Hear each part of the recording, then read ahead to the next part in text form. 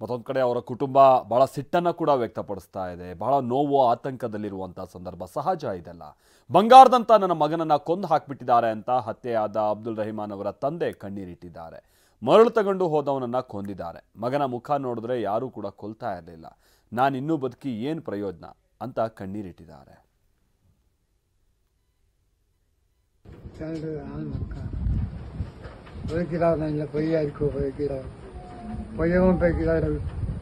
ഇന്ന് ആക്കിലാണ് കൊത്തിയിട്ട് വിട്ടിട്ട് വിട്ടാൽ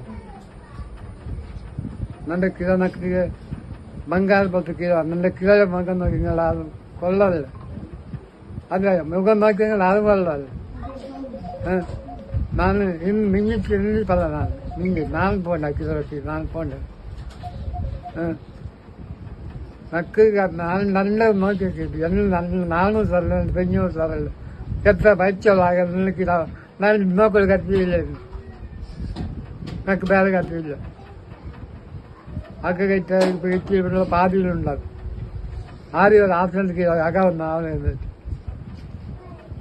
ഇപ്പൊ എന്താ പാതി ഇതായിപ്പോയി